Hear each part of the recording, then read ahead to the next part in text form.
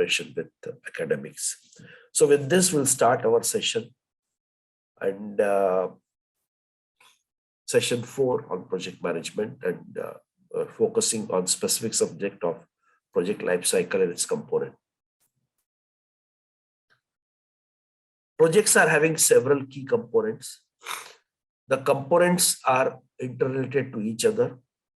Effective management of components leads to successful completion of project. Very basic thing.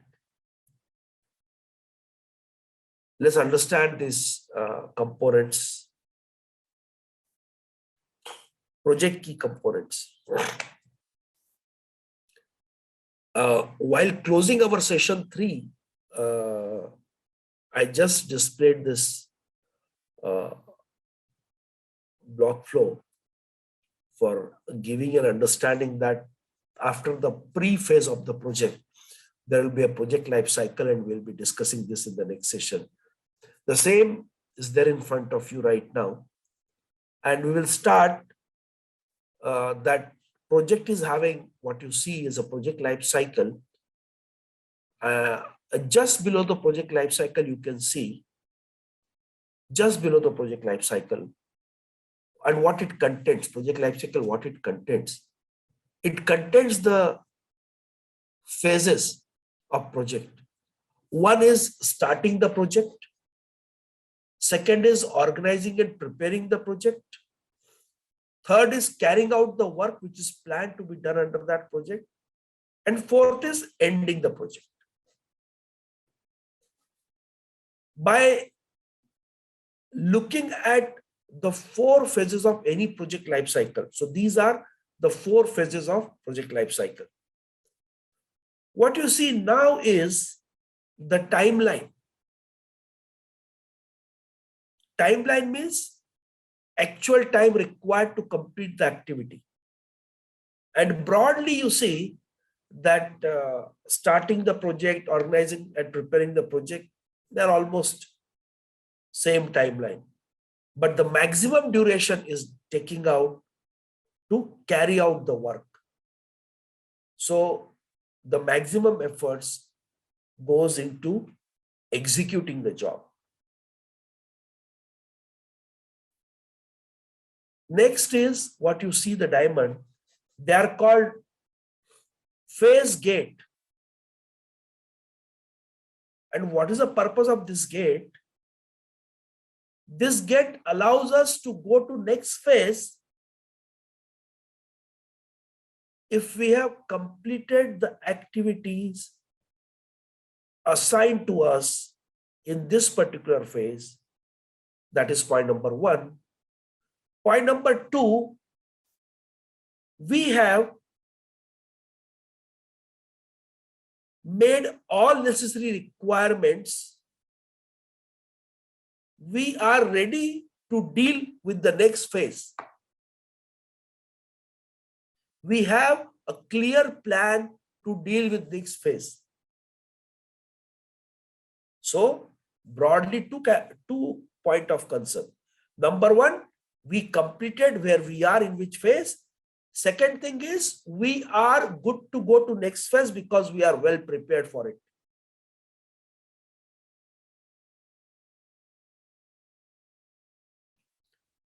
This is called something called the basic project life cycle. But these phases need to be supported by some processes. And those are called process group.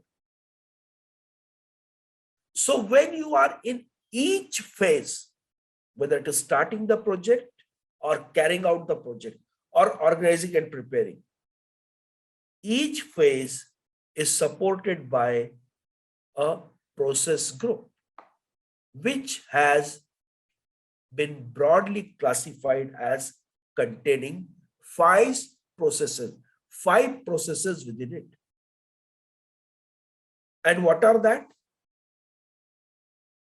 Initiating process to start that phase, or the activities which are required to be initiated. Then you have to planning processes, which will plan how the things will go in this phase. Executing processes that will support to execute the activity assigned in that project.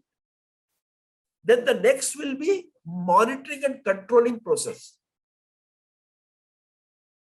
Means what you are supposed to do in this phase, what are the milestones are there in this phase?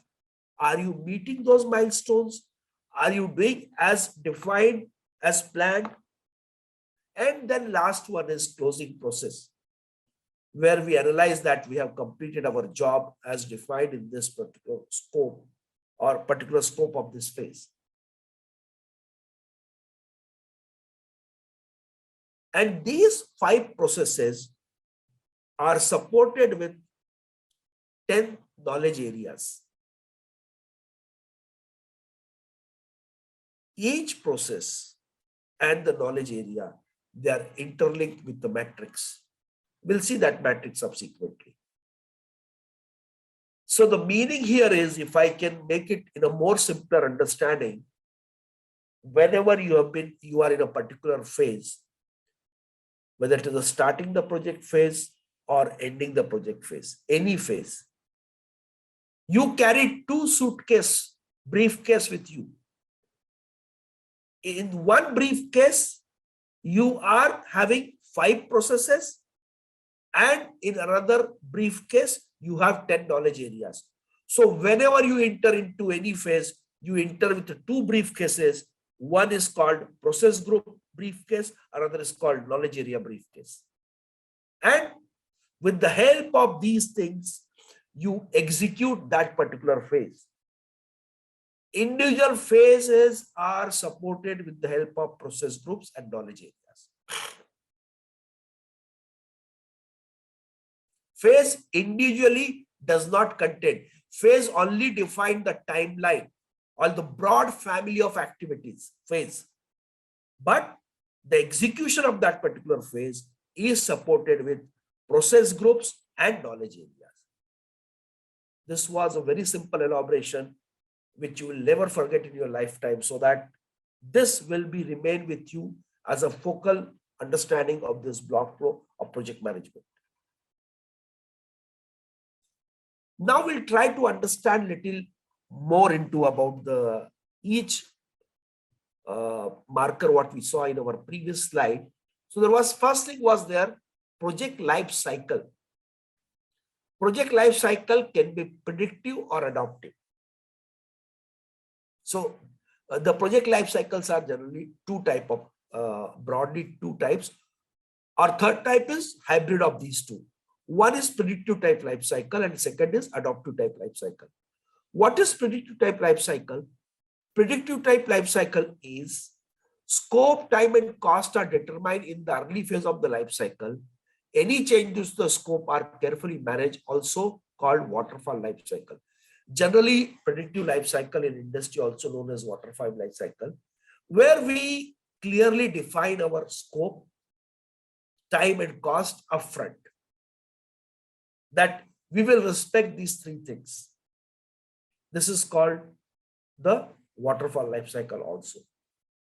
What is adaptive life cycle? Another name for adaptive life cycle, very famous name in the industry, is agile, iterative or incremental. The detailed scope is defined and approved before the start of an iteration. Adaptive life cycles are also referred to as agile or changeable life cycle. The basic thing here is that we'll take in this agile session in our next session, but let me just brief here. Agile approach gives a liberty to deliver the things in the piecemeal, short deliveries, not waiting for a final big delivery, and that includes the interaction feedback loop with the client or the customer, and you keep improvising. So a broad scope is defined in the beginning, but it is an incremental growth of the project where you are in touch with your customer on daily basis and I'll say on continuous basis. Whereas in predictive life cycle, when the contract is awarded, the contractor will tell you, sir, you have given me 3 years duration and I will give you of this capacity refinery or this capacity of steel plant or this capacity, this much kilometers of road after 6 months or after 3 years. You will keep checking. Of course, I don't say that you are not checking it, but adaptive life cycle has a more flexibility than the predictive life cycle because it is being built in such a way that it responds to the changes or change requests from the customer more efficiently.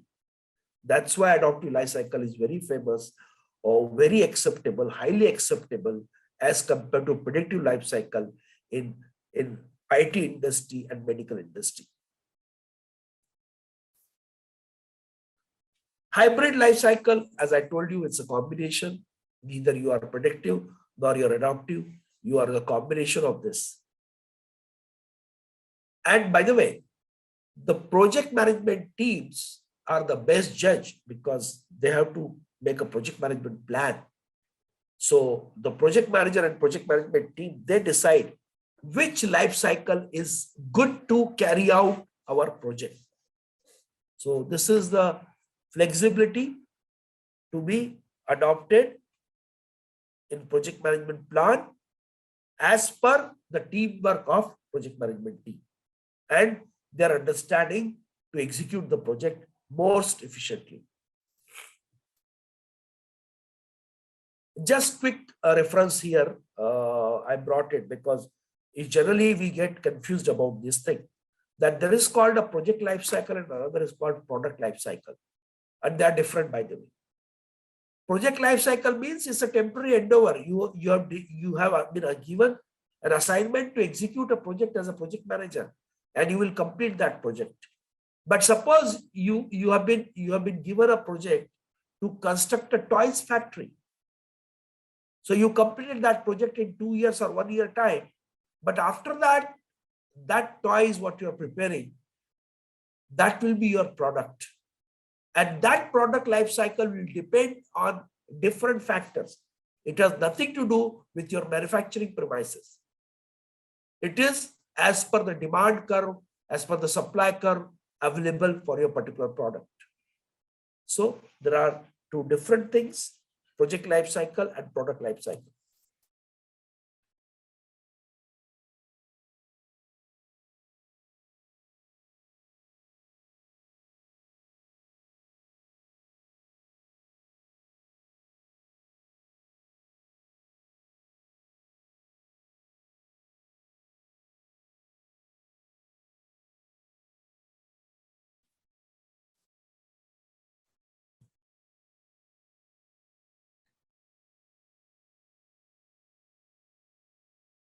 The second thing was what we discussed was project phases, correct? So these are, if you want to define the project phase, it is nothing but collection of logically related activities. It's very logical. You start the things, correct? Then you prepare for that thing. Then you carry out that thing and then you end it. So it's a logical sequence. Finishes with completion of one or more deliverables. Ultimately, why we are doing all these things? To get some deliverables, get some output. So it could be one or more than one.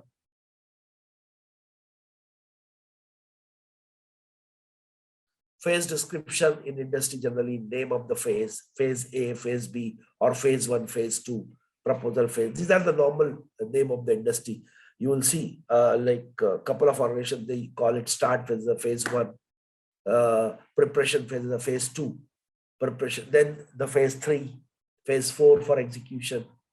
Sometimes, so depends, depends. Even they break this standard 4 phases into the 2 phases.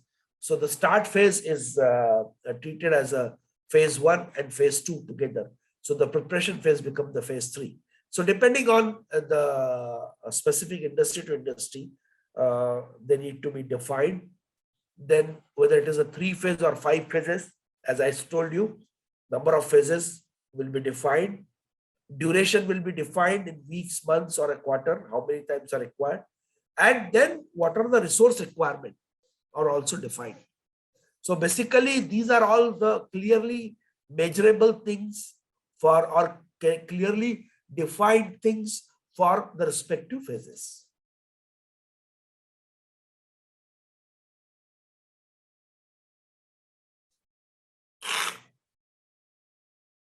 For example, like concept development, feasibility study, customer requirement, solution development, then design, then prototype, build, test, transition, commissioning, milestone reviews, and lesson learned.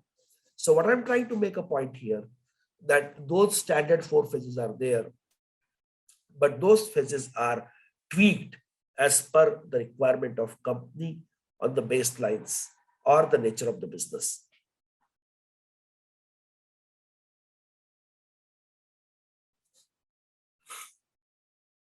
What are the establishment factors for project phases basically? Number one, management needs. What management needs? Say, for example, you already have a steel plant, and you have a capacity of 10,000 tons per day, and you have in that 4 units, or say I will say 5 units for easy understanding. So each unit in your steel plant can produce 2,000 tons. So you have total 5 units. So you are producing 10,000 tons. Now management said we have to raise our capacity to 12,000. So what you will do? You will add a replica of your 5 trains or the 5 components, each producing 2,000 tons per day. You are going to add similar to your plant. For this preparation work, you may not need even, because you already have all engineering documents, everything with you readily. You just have to copy an extra 1 unit extra in your plant. Probably you decide that now we are well aware about this, so we'll not give it to contractor even. We'll do ourselves. So what I'm trying to make a point here, this is all as per management needs. What is the nature of the project? If it's a small project, you will do in-house. Unique characteristic of organization, industry, or technology. If you are capable to take up that in-house, you will take it in-house. If you are still not able to take up in-house, you will offload it.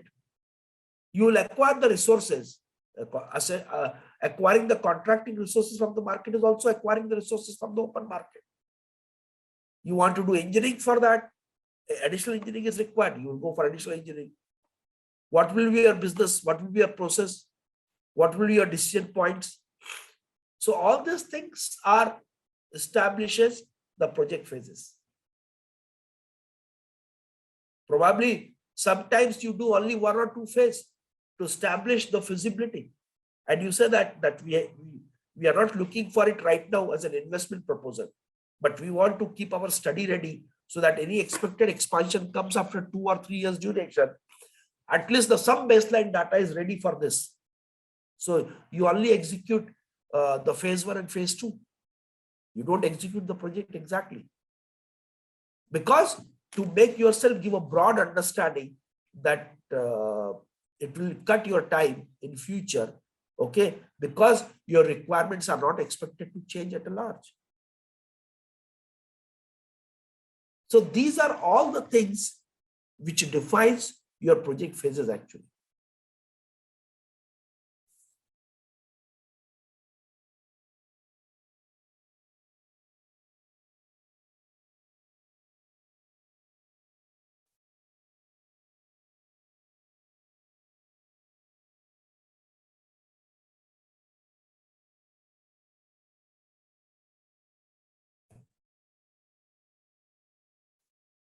Now the next component which comes is called the project phase gate. And what is a project phase gate? A review at the end of a phase to take decision. Remember, I was just explaining this point when we were on that diamond. A project at the end of phase to take a decision. What decision you take at each phase end? To continue to the next phase. That means the activity of this phase are indicating still the business opportunity exists, and in a good sense it exists. So we take a decision to continue to the next phase. Second is to continue with modification. That means as we planned in our scope, as we planned our strategy, looking at the review during this phase or the studies done during this phase indicates that we need a modification in our scope or in our strategy. But with this modification, continue. Third is to end a program or project. That means no need at all to continue this project. Like I will again repeat the expansion of your steel plant. So after preparation phase, before starting the execution phase, you came across one of the information that there is a global recession coming on the steel. And in that scenario, when the global recession comes on the steel, there are two things happens. Number one, demand reduces. Second is, I'm telling you the possibilities. Price reduces. Demand could still increase, but the manufacturing processes, manufacturing premises across the globe has increased so much that the supply is more than the demand. That is one of the basic reasons for any recession in the industry. So when you saw that there is a research, market research indicating there's a recession, you drop your plan of expanding that. So you don't invest anything more about it. So this is how we take a decision at the phase gate in these three criteria.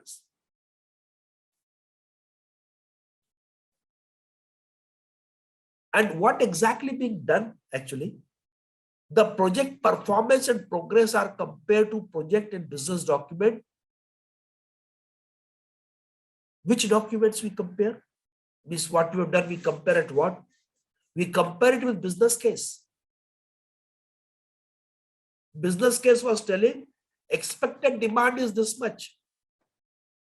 But now in this phase, when you have done the activity, your market research is telling demand curve is not as it was mentioned in business case. Project charter. What are the contents in project charter? Next is project management plan.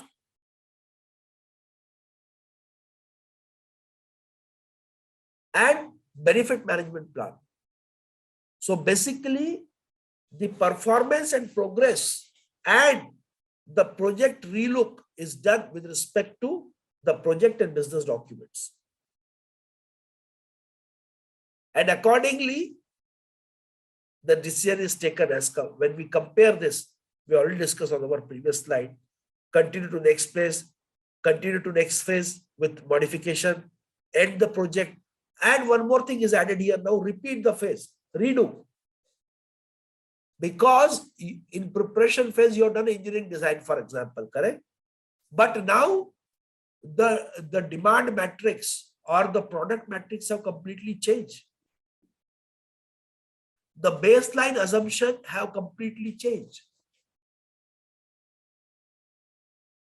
You have done your preparation for type A steel, for example, but the type A steel demand has no more exist in the market, or it has been banned. It has been not attractive in the market. So you have to do type B steel manufacturing. So for that, you have to repeat your phase of preparation. You have to do a new engineering design again for that. So that scenario comes as a repeat the phase case.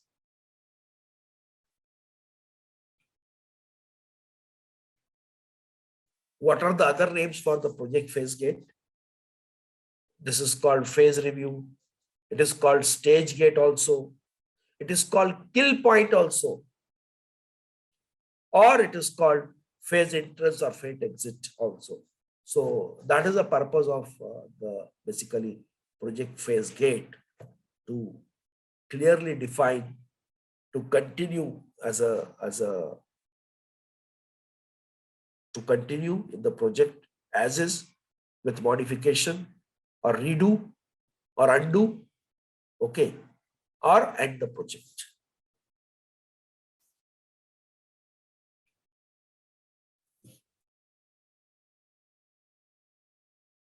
Now it comes to the project processes.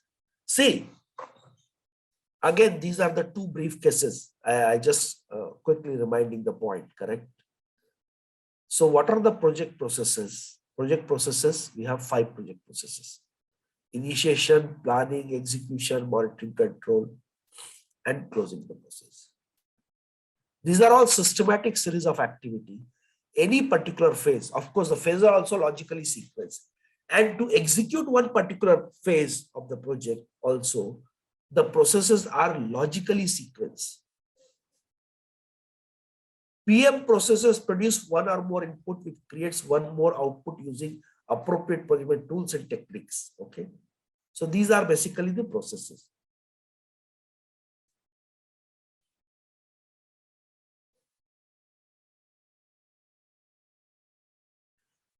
Processes generally fall into 3 categories. Okay. These are categorization of those 5 processes, by the way, what we discussed. There are 5 processes, remain 5 processes only. But processes used once or at predefined point in the project, like project charter and close project. Okay, so project charter, we at the start of the project, close project at the end of the project, correct? But we predefine or at a predefined points in the project. Project charter, what we do, we try to put an information to project charter when major milestones need to be reviewed or checked with compared to project charter. Processes that are performed periodically or as needed. Simple. Conducting the procurement or acquiring the resources. We don't, if the project peak requirement, resource requirement is 4,000 man day per day, okay? But it is a peak requirement and it is going to come after 2 years. So you are not going to hire 4,000 man hours, okay, 4,000 man days from the day one. You will be progressively progressing. So when you do a progressively things, you acquire additional resources at a predefined timeline or revised timeline as it occurs. Procurement also is not done throughout the life cycle. You do when it is required. So it's as needed basis. The process that perform continuously throughout the project. This is very important thing because other things you do when they are as required or they may be defined even once. So I don't categorize them very methodically separate, okay. But the one process which need to be done on continuous basis is called monitoring and control process, which keeps giving you alarm, which keeps giving you updates, which keeps giving you information that project is going as planned. So the actual and plan activities are going together. And if you are departing from the planned activities, actual activities are different, you are lagging, or even you are leading, monitoring and control process generates an alarm, the reason for lagging or leading, to take a right decision by the project manager of the subject information. So it is a continuous 24/7, 365 days in a year. It's a continuous process from start to close out.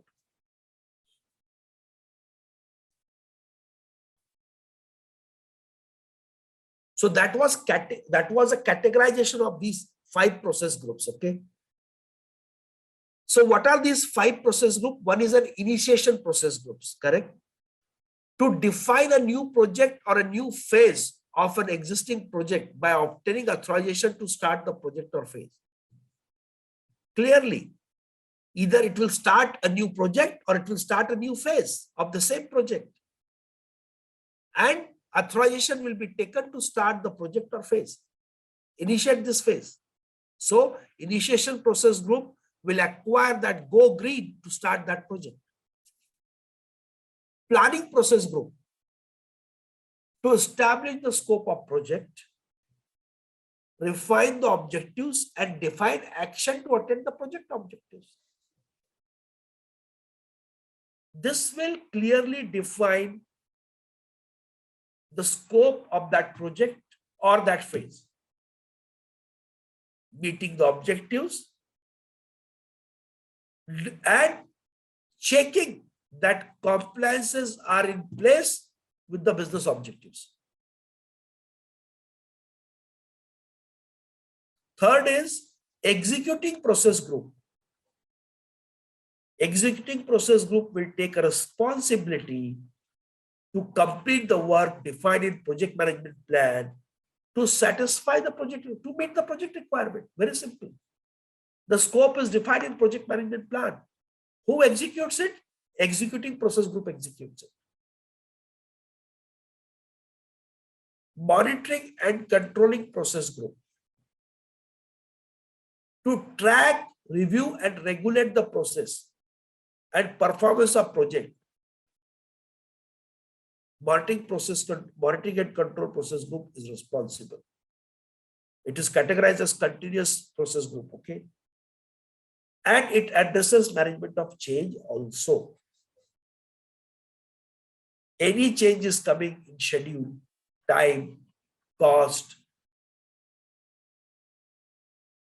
scope, monitoring and control process group will deal with it so that the additional requirements are addressed in timely fashion so that the project can go smoothly without any hindrance. So that is called address of management of change by monitoring and control process group. Closing process group. To formally complete or close the project phase or contract. Very simple. This process group will make sure that there are no punch list. Project has delivered. Of course, other all processes are also checking on that. Monitoring control checking. But closing process group will establish that the project has been conceptualized, has been delivered, objective has been delivered as it was agreed or pre-agreed, or it was conceptualized. It is for project or a particular phase also. If it is a phase, then the closing process group will be feeding to the project gate system to move on or to knock the door to move on to the next phase. So that is the purpose of closing process group.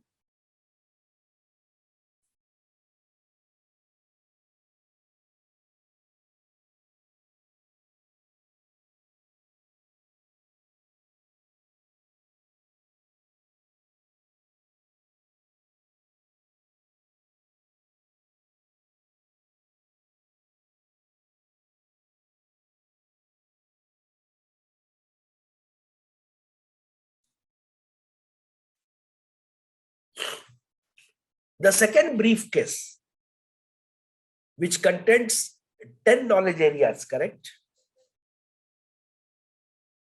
So we'll look into that. What are those 10 knowledge areas which are in continuous collaboration with those 5 process groups, correct? Which support those process groups to deliver their objectives or the respective outcomes of each process. And they're all collaborative. Those 5 processes and these 10 10 knowledge areas, they are in a matrix format with each other. It's not that these two will work only for this. No, it's a matrix. I'll show you that matrix in the coming slides. Okay. But let's understand first the knowledge areas. And they are basically, why they are called knowledge? They are basically, you will see in the next slide that they are by name. They are defined by its particular knowledge that they are dealing with.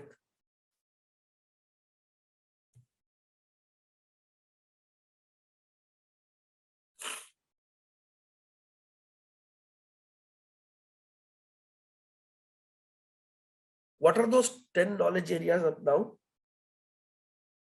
The first one is project integration management. The word here is integration. The purpose of this knowledge areas to combine, unify, and coordinate the various processes.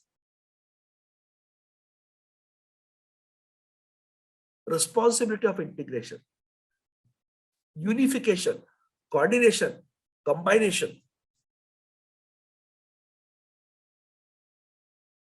Next knowledge area is project scope management. The knowledge area, knowledge word is scope. It ensures the project includes scope required to complete the project successfully. Very simple. It is ensuring that the big business statement or big business strategy statement, or what is the business case is there, what is defined in project management plan and what is defined in project charter, the scope is as per the requirements mentioned in these documents. So project scope management knowledge areas addresses the project requirement or the scope. Project schedule management. The knowledge word is schedule. This includes the processes required to manage the timely completion of the project. So it identifies the schedule under planning process, and when this knowledge area moves to monitoring and control, it acts as a monitor that project is going on time or not. So the same knowledge area under the two different processes in one particular phase, one time it is manufacturing the schedule, it is identifying the schedule, and in another process area, it is monitoring and control the schedule which has been prepared. Similarly, the project cost management. Project cost management is what exactly? The knowledge word is cost. Estimating, budgeting, financing, funding, managing, and controlling the cost. So the project completes within the approved budget. So in the planning processes, in one of the processes, you are estimating. Then you are budgeting, you are securing the funds. And at the same time, in another process, monitoring and control, you are controlling the cost. Controlling the cost as mentioned in the baseline cost. So that is project cost management. Project quality management. The knowledge word is quality. So there is a quality management plan is prepared, and then there is a monitoring and control processes continuously monitors that the qualities are met as defined and it is meeting the stakeholders, client expectations. So that is called project quality management knowledge area.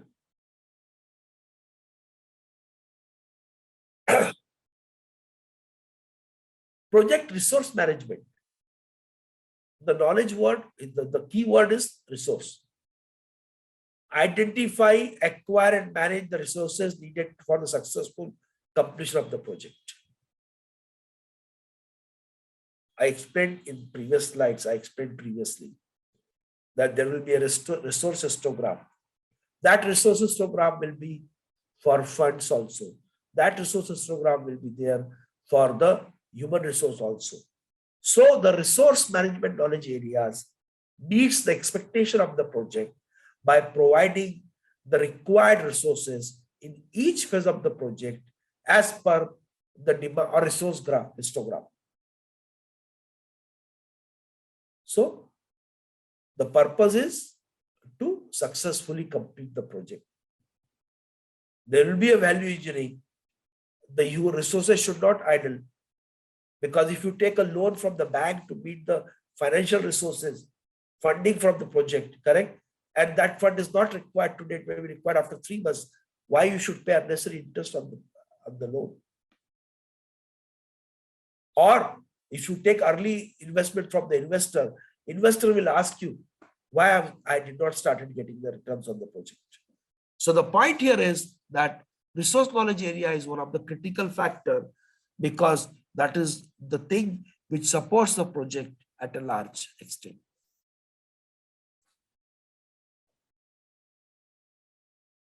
Project communications management. Ensure timely, appropriate planning, collection, creation, distribution, storage, retrieval, management, control, monitoring, and ultimate disposition of project information. Communication management. The main keyword is communications. It's very important in project management. The information need to reach the stakeholders in timely manner, neither early, neither late.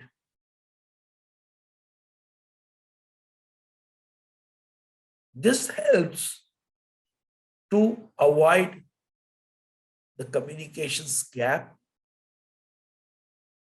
Storage of information in the repository of the company, that is one of the critical factor. But my point which I'm trying to make right now is not storing the data. The most important thing is all the stakeholders need to be communicated in timely fashion, so that there is no communication gap in reaching the information and managing the stakeholders, which is the responsibility of another knowledge area, which is called project stakeholder management, correct? But the communications are very important to keep stakeholder on board all the time. And mostly not efficient communication, it should be an effective communication also.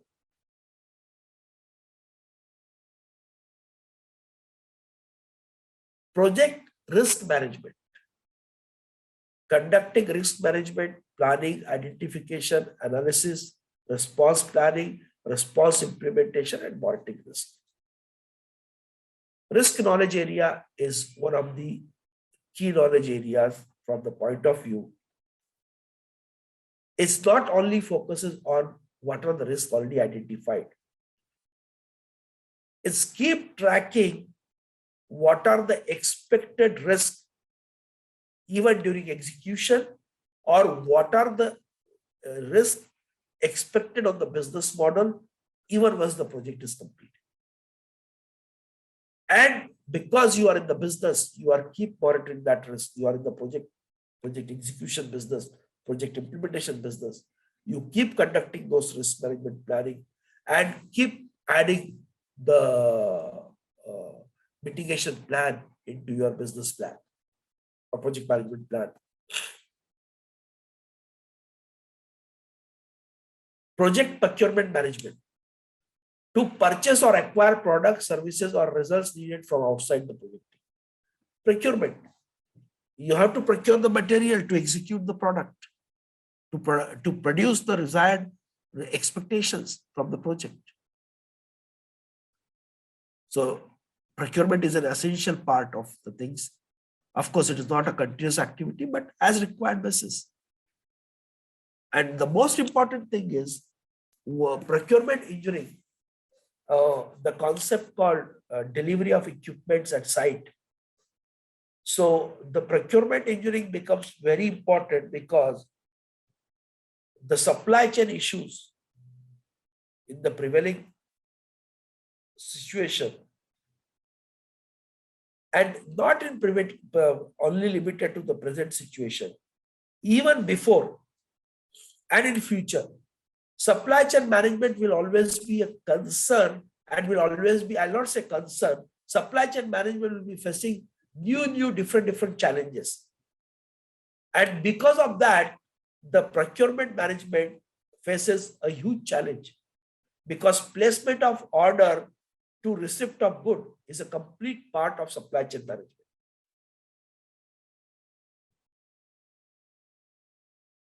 Probably in times to come, the project management books will add a knowledge area in place of only procurement management.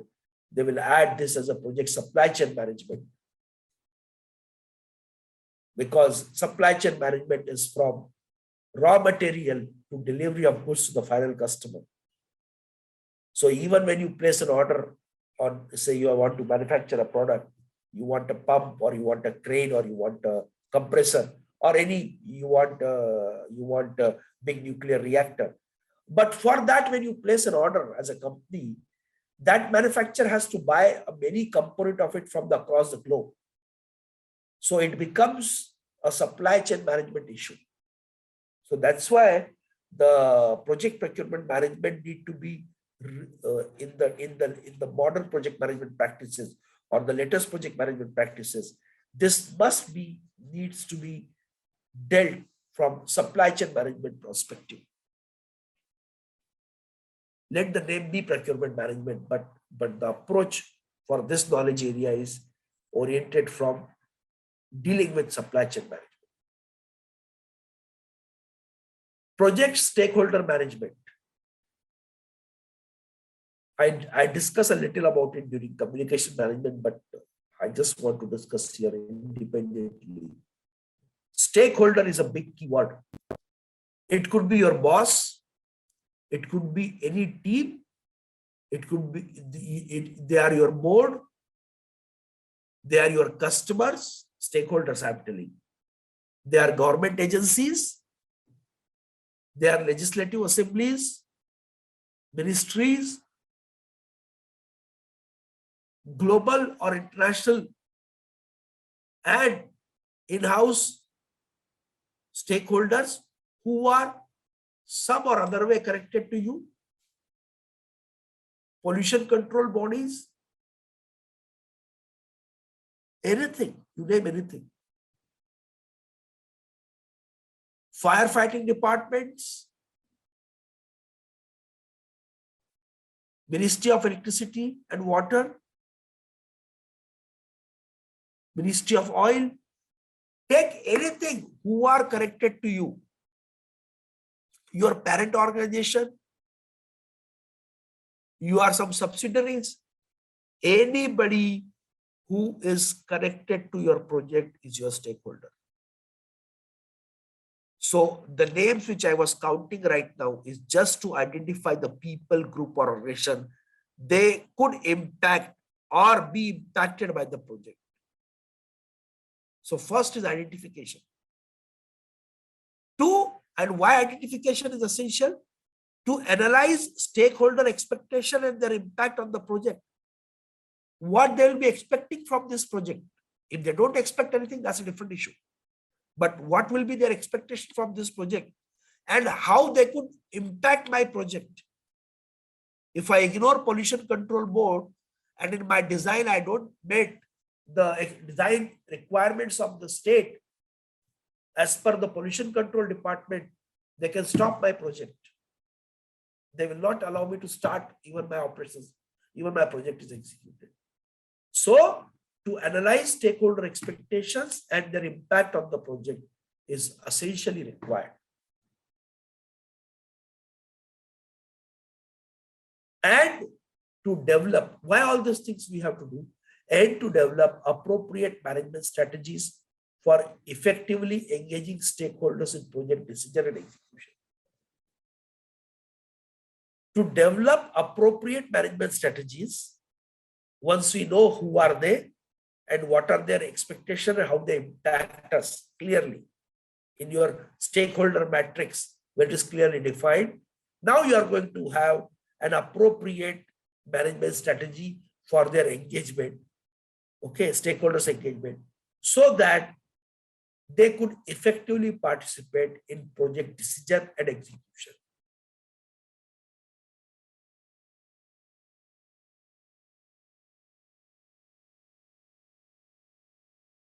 I am not aware. No. They will be brought on board.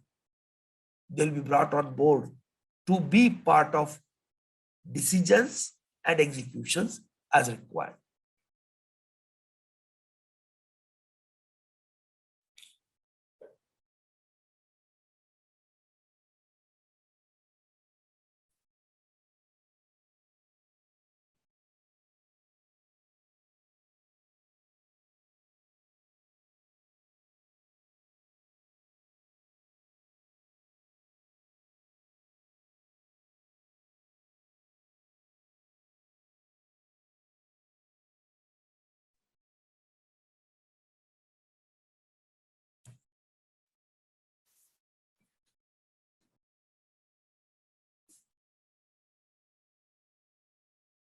The point which I was telling, that each knowledge area, what you see on my screen here, correct? What you see here, they are knowledge areas. And these knowledge areas are doing some or other activities in these 5 processes. For example, I will just discuss this point here, then you can read this afterwards. That, for example, project integration management. Okay, so this knowledge area, what it does under the initiation process group, develop the project charter. Correct? Process charter development. Then in planning process group, what is there? To develop the project management plan. Project management plan is developed. Executing process group in integration management, what this knowledge area helps in executing process group? It helps in direct and managing the project work and manage project knowledge. It's not that only doing the project. When you do the project as per your available designs, as per your plan, but at the same time, you are acquiring the data also as a feedback to be used for the future. So managing the project knowledge, taking the information of the project and keeping it in a repository. What integration management does in case of monitoring and control?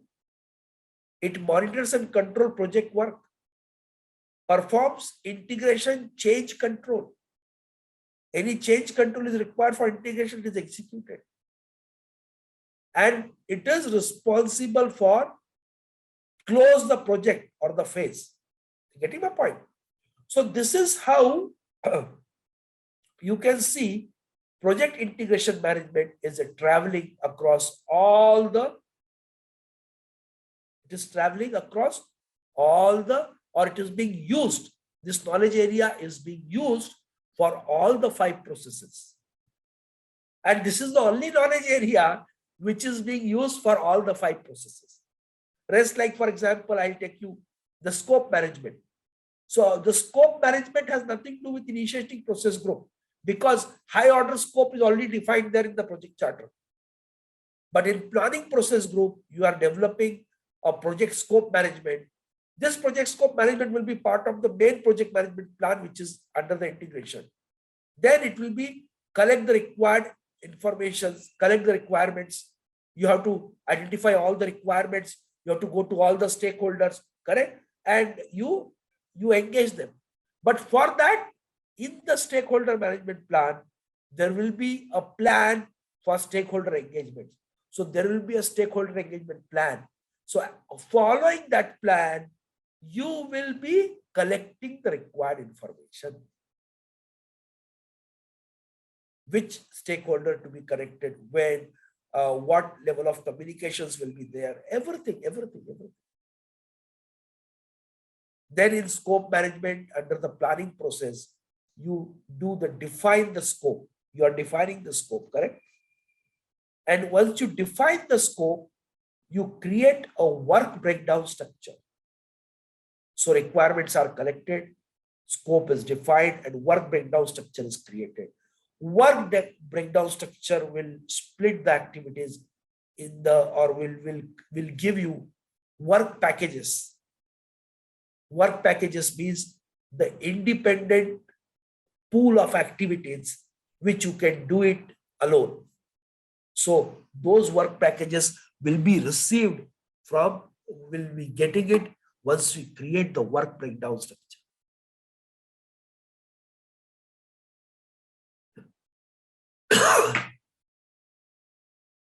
Then this scope management is what? It is being dealt in monitoring and control process group. And how it is managed? Validate the scope, continuously validating the scope, and then controlling the scope. If any additional requirement pops up, why? What is the reason? You have to revisit that. So accordingly, the project knowledge areas are interactive in a matrix format with all the processes. And there are more deep activities are done under each. Plan schedule management, plan cost management. So there is a plan developed specifically for cost knowledge area, which becomes the part of the project management plan, overall project management plan. So this is how the this slide indicates the interactive nature of project knowledge area and project management process group. And this interaction is there in each phase of the project. So they do specific activity in each phase of the project, and progressively the documents and information, knowledge areas and the knowledge repositories are dynamic in nature, and they are progressing throughout the project life cycle till the closeout.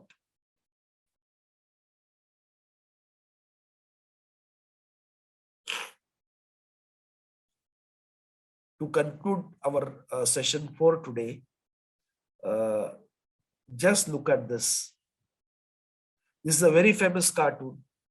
All of you are aware about it. Correct? And as per the work breakdown structure, the two gentlemen who are arguing right now or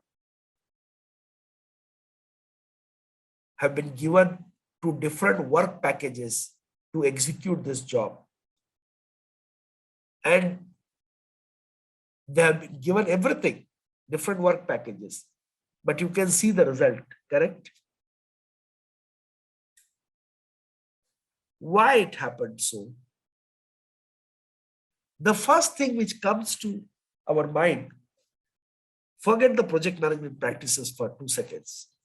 But the first thing which comes to our mind is, at least they should have talked. Am I right?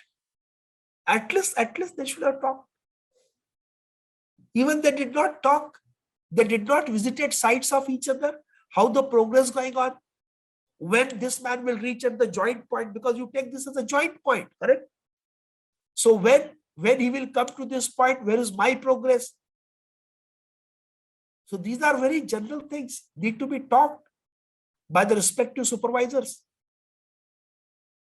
And to be ensured by project manager that their subordinates, their teams who are handling different work packages are talking to each other. They are collaborative.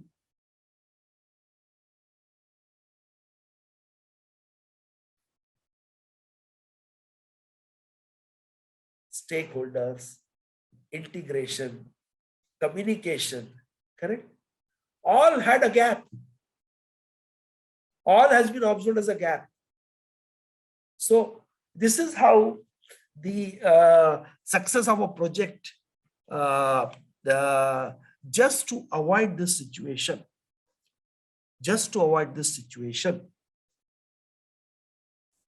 the matrix what we saw on the previous slide, where all the 10 knowledge areas are interacting with each process in a documented fashion.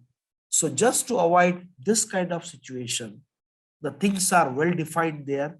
And once they are followed in toto, this kind of situation does not arise at all. Means it's not 100% foolproof, but yes, if you are following that matrix, it will surely ensure this kind of situation should not come. With this, I will conclude my session 4, and we will take up our next session 5 on project management afterwards.